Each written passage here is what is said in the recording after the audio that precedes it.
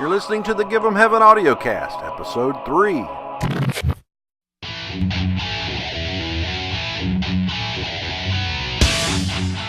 Well, I don't believe it. You guys are back.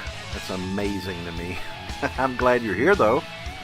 I'm Scott, and this is the Give 'em Heaven Audio Podcast.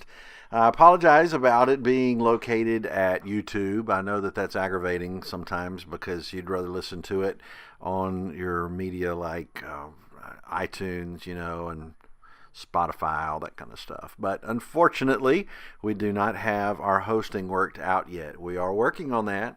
And it looks like if it happens the way we want it to, that there'll be several of us at Sanctuary that will be doing these audio podcasts, and they'll all be hosted at one place. And that's kind of why, I could go and set up hosting today, but kind of waiting on to see what everybody else is going to do and maybe host them all at one place at one spot. That way we can have a little bit of order in it all. So anyway, that's kind of what we're doing. It's at least it's what I'm waiting for. So I just thought I would share that with you. Let's see, any other housekeeping? Yes, today, by the way, I'm sitting outside on my patio, and it is absolutely gorgeous out here today. I just refuse to go anywhere else. So if you do hear birds chirping or wind chimes or whatever that sound funny, don't think that it's where you're at. It's probably coming from right here. So anyway, I apologize for the sound interruptions or maybe the occasional breeze that may blow through. And whenever you hear that, you'll know what it is. Now, with all of that being said, the housekeeping taken care of, we can kind of get down to what I'd like to speak with you about today. Now, I had other plans for today. I had some things that I had been looking at and thinking about, and then I had this happen to me yesterday. It's very fresh on my mind, and I'm just really, blown away by what happened and what I saw and what I observed, and I thought I would share it with you. Maybe get your feedback on it. See if I'm the only one that was surprised by this.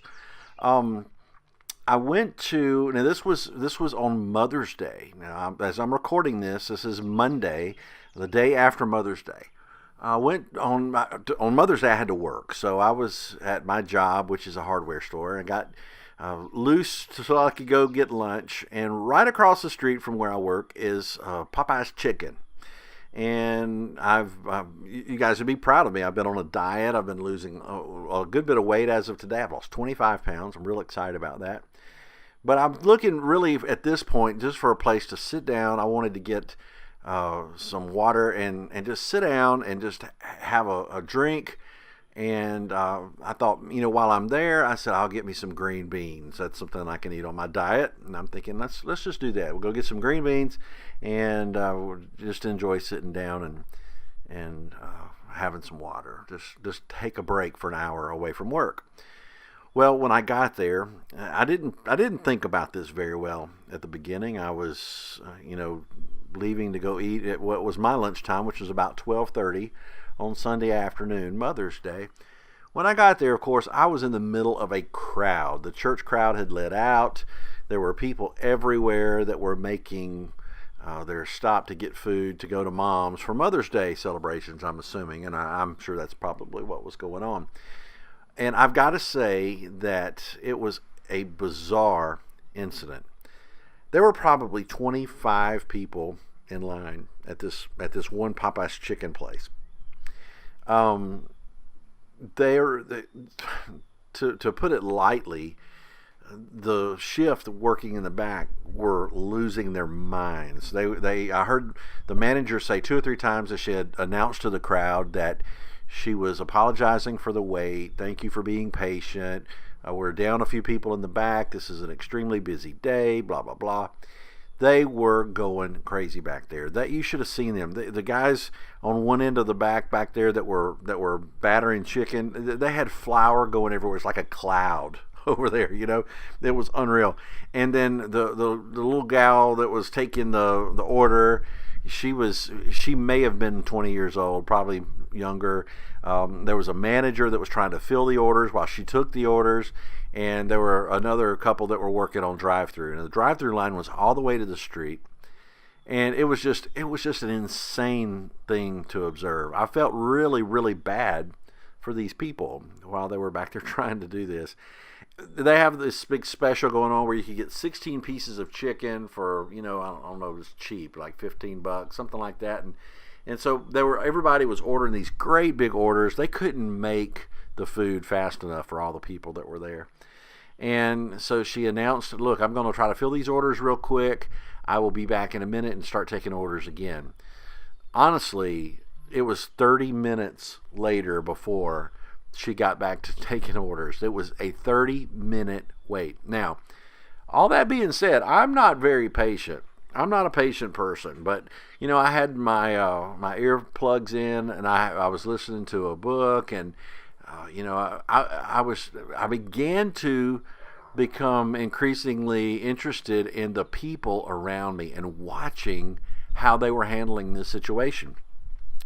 Sometimes you're put in a situation and you wonder what the situation you're put in, why you're there, if there's a purpose or reason behind it. And I truly think that the reason behind the situation was so that I could share this with you today. I really do. It was obviously a church crowd. A good 70% of the people there were obviously in church. We had men that were in suits and ties. We had women, a couple of the ladies, elderly ladies with corsages on, for Mother's Day. It was just very obvious. And then there were, the other 30% of us hoodlums like me standing there with work clothes on. We're trying to just take a lunch hour. So I was dead center of the whole group. And some of the things that I observed were unbelievable. I sat there and watched as the lady that was at the front of the line, who was obviously a churchy person, she was in her church getup. She had her arms by the end of, after starting about 15, maybe 20 minutes into this wait, she got very impatient, and I get it. I'm impatient too, but I also get it that those people in the back were doing the best they could do. If I didn't want to wait, it would have been best probably for me just to leave. But I'm thinking, I was fine. I was leaning up against the rail. I had my book going. And quite honestly, these people around me were very entertaining. So I watched this lady as she began to get antsy. She began to get a little bit, dicey with what she would say. And I saw her arms kind of, her big fist going to her hips as she put her hands on her hips. And I saw people, and the people that were with her were doing the same thing. They were kind of egging each other on, and I can't believe this. You would think that these people would be more prepared on Mother's Day. And it got so interesting that I stopped my book so that I could hear what people around me were saying. That lady, by the time the girl turned around to take the order of everyone standing there, the lady, she threw her arms out in a big waving motion on both sides of her, and she said, "I don't know why you guys can't take my order." And the lady had just said, "Can I take your order?" "I don't know why you guys can't take my order. This is not rocket science. You guys are here to sell chicken, and anybody can do your job. This isn't something that takes..." And the more she spoke to her, the more the little girl just looked like she was just wilting. You could tell she was just, it was hurtful, and the people with her were kind of chiming in, "Rah, yeah," and and it was just really something to see. I was very, very surprised by the things that she said. The girl finally was able to get the order of the lady. The manager turned around apologizing profusely, and so like I said, I can understand both sides of that, but the way this lady was acting, and then when she started with the language, immediately the first thing I got to thinking about is, I'm a part of the church, right? I was not attending church yesterday. I was working. But I'm a part of the church, and this lady here is identifying as part of the church. She is obviously just come from church. In fact, she had been talking really loudly about the service and part of the wait time, and she was making fun of the pastor of her church that was pointing out the oldest mother in the room and the mother with the most children in the room, and apparently the pastor had pointed out the youngest mother in the room, which happened to be a young teenager, and she thought that was hilarious. And so, I mean, she was identifying as a member of the church, not the church she went to, the building. She was identifying as a member of the body of Christ. But the way she was acting was just anything but. And other people in the line, were getting that too. And she wasn't the only one. There was another gentleman that was standing behind me in line. He was probably 80 years old if he was a day. He was in his 80s. He had his wife with him, and he was talking about, how long it took for the church service, how the guy was long-winded, and if they would have gotten out of church on time, he would have been at the front of the line instead of in the back of this long line, and he had not been waiting as long as everyone else because he was in the back. And then his wife said something, and he just snapped at his wife. He told her to shut up. I'm going to tell you something, folks. You can say a lot of things you want to me, but one thing that is probably, I will not stick around to hear twice, is the word shut up. If someone tells me to shut up, I'm not going to give them an opportunity to say it much again, because that is so disrespectful. And it's the way he talked to her. Everyone in that room turned around and looked at her, and she looked like she had been backhanded, that little lady. And she even looked at me, out the corner of her eye with this look on her face like, I'm sorry. And I just looked at her and kind of mouthed the words to her, I'm sorry. I felt so embarrassed for her. She could have crawled under a chair. She was so just hurt by the way he was treating her in public. I couldn't believe it. And it was all part of the fact that he was being impatient as well. And his impatience, it was just unbelievable. And his impatience with his pastor and his church, and his impatience with his line and these people around him and all this kind of stuff. It was just absolutely out of control. I just felt like I was observing a slice of life from the point of view of someone who is unchurched, someone who is not a part of the body of Christ. If we were to invite anyone who had never heard of Jesus to come into that room and explain to them who was a part of the church, who was not a part of the church, and say, all right, which of these groups of people would you like to join and be a part of? Do you think for a minute somebody would want to be a part of something like that? It was just really sad, and to say that they were acting like hell is not an overstatement. They were acting like hell. They were dressed like they were part of heaven, but their words and the things that they said, their language, their attitude toward these people, toward this young girl. I've got a 20-year-old daughter, and if I found out that there was someone that had talked to her that way, I would have been so upset. And it was just embarrassing that anyone would treat someone the way they were being treated, but at the same time, to say, hey, I'm a member of the church, but I'm going to treat you like crap, and literally do that, just like they were a piece of crap. I was embarrassed. We get to we start going through the line. The second person, not the first one that was flailing her arms around, the second one that got up there was very quiet, and the girl just gave her a cup for her drink. She didn't charge her for her drink. I noticed that as they were making boxes of chicken, I was paying attention. They were putting extra pieces of chicken into these people's meals because they were trying to, give a peace offering. They were doing everything they could do. And side note, interestingly enough, I was sitting down eating my green beans, and as I watched this old fella behind me that treated his wife so bad, after he ordered, she asked him would he like a drink, and he said yes, and she rang him up for it. She didn't give him his. I was just like, well, there you go.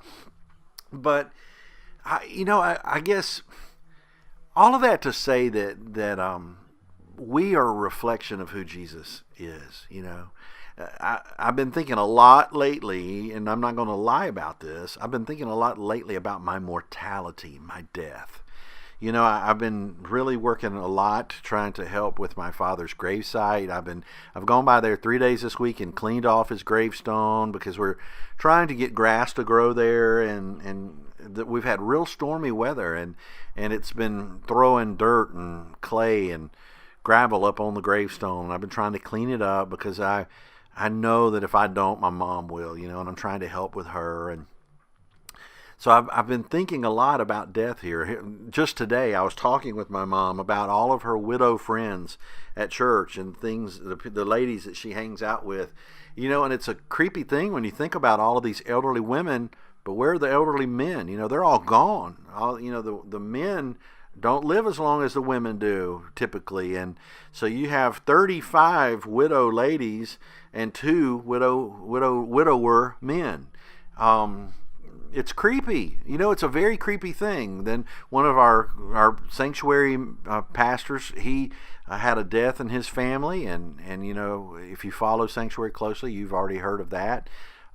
Pastor Bob himself has been right on the edge of dealing with this with his father, who's doing better now. But they called the family in. They were facing right there within hours that they thought they were going to lose him. So all of these things kind of come together, and you look at yourself in the mirror and you wonder to yourself, wow, how much time do I have? It's kind of a spooky thing, and I'm thinking to myself, I only have just a few minutes, a little while to be on this planet. And am I making a difference that is a positive difference? Even something as simple as being patient in line for food. Am I making a difference? Since working in retail at this hardware store that I work at, I've thought to myself several times that it would be really good if part of our high school experience is taking these kids and putting them in retail situations and making them work retail for a couple of weeks or so, just to see what it's like to be in retail, to be in food service. These people, they are so often abused. We wonder sometimes why people working in stores can be so rude and so downtrodden, and it's not hard to see why sometimes whenever you just stop and watch and hear the way they're treated and talked to. Not always, but a lot of the time. So I don't know. You just have very little time to make much of an impact. There's going to come a point in time when people will walk up to that grave site and look at my father's grave and not remember him, not know who he is, not recognize his name, have no memory of him at all. There'll be a point in time when people will come to my grave site one day and they won't remember me at all. By the slim chance that YouTube or any of these social media outlets are preserving any of these words that you're listening to right now, by the slim chance that happens, my great-grandchildren might get to hear my voice, but they won't know who I am, It's really something to think about. What kind of an impact are we making on the world around us? It's something to think about. It's really something to think about. Something happened at work this week. I was sitting there, and I have a rep, and she came in, and she was talking to me about a particular product that I sell. And as she was talking to me, she came in, she introduced herself. I did not know her. She did not know me, and I'm listening to her speak, and she's talking to me about this product, and she says, I need to be speaking to Gregory, and she's looking at this paperwork in her hand. And I said, well, that's me. My first name is Gregory. My name is Gregory Scott Herrin. And so if you see any paperwork or any sales reports and it shows Gregory, that's me. I'm the one that did that. She said, oh, okay. And so then she's talking to me again, and she's, looking at me and, interacting with me and kind of looking around at the department that I work in. And then she says, really, I need to be talking, though, to Gregory. I really need to be speaking to Gregory. And I said, well, that's me. I'm Gregory. That's me. When you see that on paperwork, you're talking to him.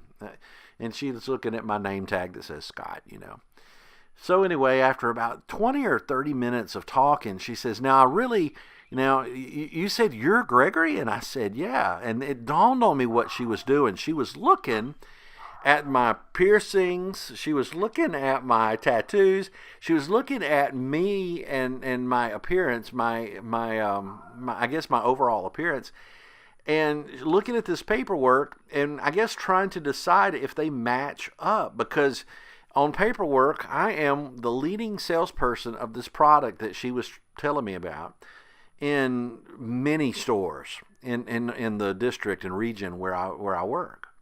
And she was, after a few minutes, whenever it dawns on me, she actually said to me, she says, "You know what?" She said, "I just, from looking at the sales reports, I wouldn't have expected the person that did so well in sales to look the way you do." She said, "I don't mean that bad." She said, you don't look like a typical salesperson." I said, "Well, I also am a minister. I don't look like a typical minister either, but at the same time, that's what I do." And I said, "But I also have a specific group that I work with, of the kind of people, and it's really my calling to be what I am." And she was very interested in that. I told her all about Sanctuary. Told her about my calling to be a minister and to use the avenue of heavy metal and the metalhead ministry and the heavy metal subculture, and told her all about that. She was very interested in it all. And the last thing she said to me before she left, she said, "I'm impressed that you are breaking stereotypes."